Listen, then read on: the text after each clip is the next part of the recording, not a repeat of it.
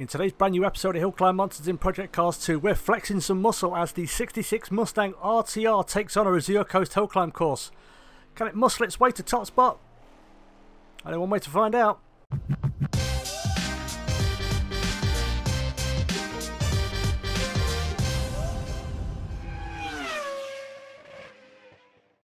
What's going on, guys? My name's Matilio and welcome back to Project Cars 2 and a brand new episode of Hill Climb Monsters. And this week's challenger, as you can see on screen, is the 1966 Ford Mustang RTR Trans Am.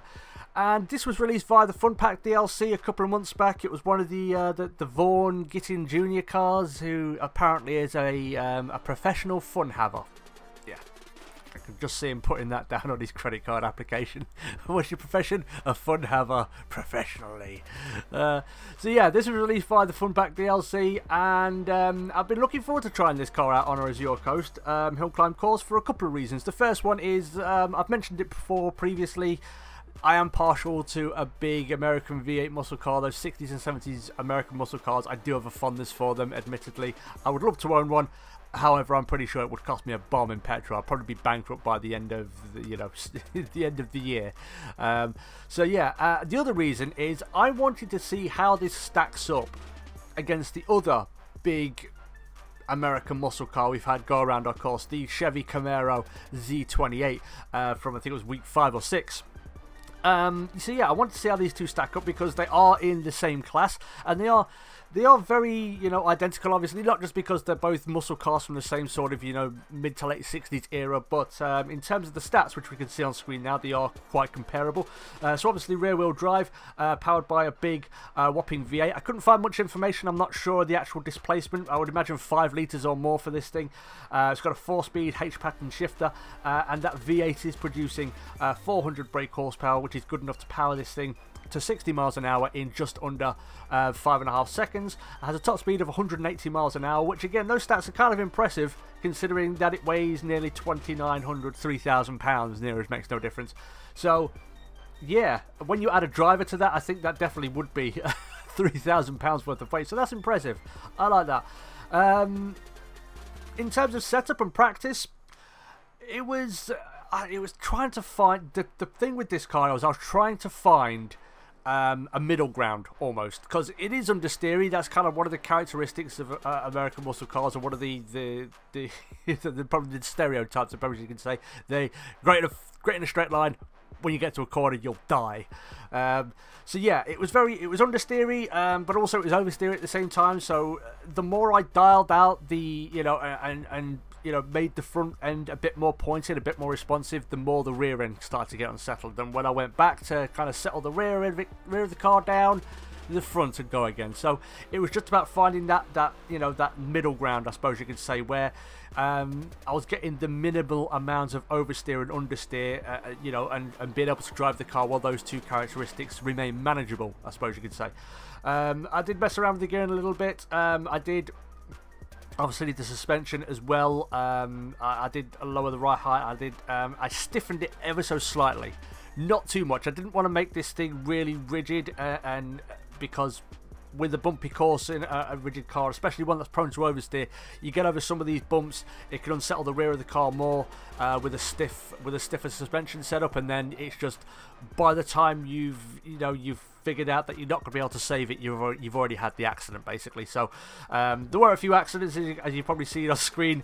I've been this thing quite a few times. I'll be honest with you, I did bid it quite a few times with a car that's understeering. I mean, not necessarily through some of the big bumps like the Happy Roundabout, the Magic Roundabout, but there were some, it's just mainly corner exit. At the top of Stickman squats was difficult. There was also a corner, the first left-hander as we're going up the Mongo McRae hill complex. That was a bit difficult. But yeah, it was just, like I said, it was just about trying to find that happy medium, that manageable centre point for both characteristics of understeer and oversteer, just trying to balance the, find the lesser of two evils, I suppose you could call it, because they are both evils, because they can kill you.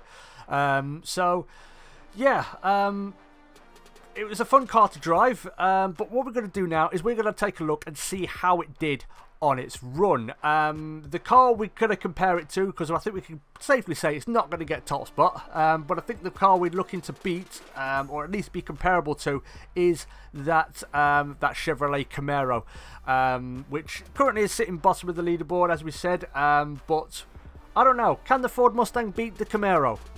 It's an argument as old as time, but we're going to find out today. So let's take a look at the run. 66 Ford Mustang RTR on our Azure Coast hill climb course, and this was the final run of my hour. Basically, I'd only completed one other run, and while the other run was a pretty good one, this was basically the last chance saloon for this run as we head down to Cruise Liner Corner. And these two corners were, Cruise Liner was more difficult than Trash Can Corner, but they were both sort of difficult. As you can see, I went a little bit wide. I don't normally go that wide on the exit of Trash Can Corner, so it kind of tells you where the understeer was. It was still apparent in this car. I tried to dial it out as much as I could, but this is one of the few cars that could pretty much take it doesn't even blink taking the magic roundabout there. I actually normally come down in gear for that, but actually went up to fourth and I stayed there. Normally I'd come down to third, but that one just took it with ease. As we come through Stickman Squats though, again, as you saw in the build up to this lap, and the talking beforehand, that I did have accidents there, and it was difficult, not just through the midpoint but also through the exit onto the Happy Highway, purely because it's so bumpy, and if you unsettle the rear of that car and the rear of that car starts breaking traction, then you add a bit of turn to it and it's just going to go. And like I said, by the time you've realised that you're not going to be able to save it, you've already had the accident. So but coming down the Happy Highway, this was one of the cars which I didn't have to lift going over the hump. Normally with a lot of cars I have to lift to stop the front of the car just pitching up in the air, but this was one of the cars, I think it's purely because it's so heavy that I didn't have to lift. I wasn't having any problems there, so that was very good. But as we come through Stonewall Corner, again, this kind of where the car gets shot up a little bit. These long corners, it was very difficult to get them through these long corners because that understeer starts to come in, and if you turn more and more and more, then the back end starts to go again. But coming down into understeer, we're actually going to get a bit of oversteer on the exit of that. You can see me just counter steering just a little bit a second ago. But coming into Ice Cream Cove, again, it wasn't too bad through here. Normally, you know, these little, those little diddy bumps that this section of the course has can show it up. But again, a little bit of oversteer, having to adjust that. I mean, sometimes you could feel it going quite early. There was a good amount of communication from this car, so you could just give it a snap of opposite lock and it would normally straighten it up. But sometimes you would just, I don't know, maybe you just stick in the accelerator just a little bit too much, trying to think, I'm just going to power out of this. This car won't have it. But as we come through James May Corner, Captain Slow Corner, this was one of the better cars through here in terms of when I got out of it, I could put the power on pretty much straight away. I did have to be a little bit wary, but some of the cars I really having to tiptoe. With this one, I didn't really have to, so that was very, very good. But as we come down the hill and up towards the entrance of Silver Spoon Village, and again, this is a section where you've got to be a little bit cautious just over these bits here. Not as cautious as some cars, but the big thing you've got to worry about through here especially is just getting the car lined up. You know, if you go into those little jumps and bumps and you're a little bit just off centre or off where you need to be, then you will have an accident. But coming down Outrun and down towards Fraggle Rock Corner, again, this car felt absolutely brilliant through Fraggle Rock Corner. You just get the nose into the apex, no problem at all, and you're on the power again, and you're away, heading down towards what would be the entrance of the Montgomery Cray Hill complex. So we saw down here, I did have an accident. I just, like I said, sometimes you get the inkling that you can just power out of these problems. I kept my foot in the power, and that's why I had that big accident coming down to Bridge Corner. But coming up the hill towards the right-hander of the Montgomery Cray Hill complex, and Again, it wasn't bad through here. A lot of the cars, like I said previously, a few of the cars that I've had previously, this has been a section they've really struggled with. But this one, purely because it's so heavy, I'm not having to lift through these little crests, which makes things a lot easier. I did have trouble with this corner a couple of times. I did get out of shape and it ruined the run. But, you know, I kind of knew once I got through that corner just there, I'd be okay because everything else was fine. And I could pretty much just stay, you know, absolutely planted until my braking zone, unlike with a lot of the other cars that we've had on this series. But as we push on, and again, you know, you do start to tippy-toe a little bit through this section because there are some longish corners that can catch you out, and this car does still have understeer and oversteer. But coming over these bumps, like I said, you know, I only lift a little bit here because I know if we go full pelt, I'm going to head up into that wall on the left-hand side. But as we come through Mirage 1, absolutely fine. Normally cars with oversteer can be caught out there. This one wasn't having any of it, and this one again that can catch out. And the second Mirage 2 can catch out cars with understeer, can have you heading into that wall on the right hand side very, very quickly. But down the pogo stick straight, like I said, it was just exhilarating for once to be able to keep my foot in it and not having to lift and worry about the front of the car just pitching upwards and sending me into a very, very big accident. But coming down towards the end of sector 2, and again, it was very, very good through here. Like I said, I think it was just a case of once I'd settled in my mind how I wanted to do the lap, there weren't much problem. There was still a couple of problem areas, like I said, that first left-hander coming up the Montgomery Hill complex. But down onto the Great Ocean Highway, very, very good. You know, some cars, like I said, I think it was last week that I tried to take that line I did in this Mustang, and I got pitched into that wall, and not the top, not the bottom, the top of that wall. But this one, like I said, I think, while it's not always ideal to have a heavy car while you're racing, and it can be a bit of a workout, I can attest to that. I did this run yesterday and my arms are still sore because that's how heavy this car feels. Sometimes it's an advantage, especially on this course, because, you know, with those little crests that can, you know, have a lighter car just, you know, flying off into God knows where, having a heavy car that's just going to take it in its stride and just keep on going is a little bit, you know, it's reassuring to know that it's going to stay planted on the ground through some of the sections on this course. But coming down into the final sector and down towards Deception, for the first time in a while, this is one of the corners that kind of caught me out. I don't know whether I was just taking a little bit too wide. You can see I just have to get out of it. I maybe tagged the barrier just a little bit there, just scraped the paint off. But as we come on to sweeps now, and the sweeps were pretty good in this car. I actually quite liked it. It was still, you know, it was still understeer, but I didn't really get much oversteer through here. And once you kind of got the nose in and got it to where you wanted it, you can get back on the power again. But yeah, like I said, it was pretty good through here. I was expecting this to be one of the more challenging areas for a car with understeer, and not just sweeps, but coming down where we are now onto the rocky road.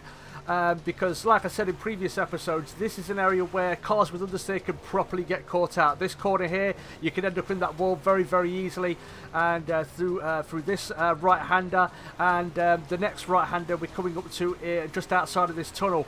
We're going to see it now coming through this next tunnel here. This one can catch you out. It's a very long corner, and again, with a car with understeer, if you take it a little bit too quickly, you can end up in that barrier.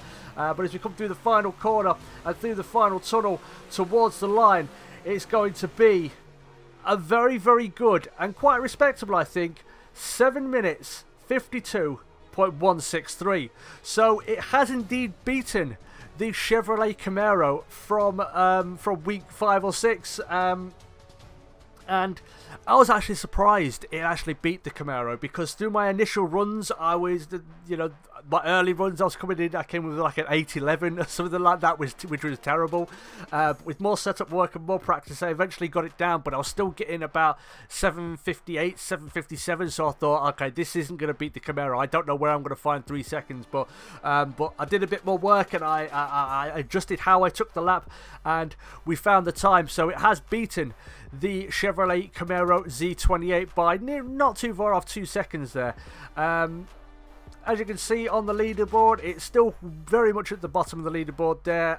It's not beating the Renault or the Audi, which it would have been nice, but I think it's kind of predictable where it's ended up down there. But it's beating its main competition, which I think is the important thing. I don't think it was racing and competing against the you know, the Renault 5 or the Audi or so on. I think the Camaro, purely because they're in exactly the same class and they're from exactly the same time period and they're both American muscle cars, that was the car to beat, and it's done it. So yeah, like I said, it was enjoyable to drive. If you are going to drive it, like I said, the thing you got to try and find is that medium between the understeer and the oversteer. Try and dial them both down as much as possible. You're not going to get rid of them completely, I don't think. But if you can dial them down to a point where you can just sit in the middle, it'd be manageable, then I think you can have a lot of fun with this car. And I certainly did, because it was fun to drive, because like I said, I do like my big American 60s, 70s V8 muscle cars. I do love them.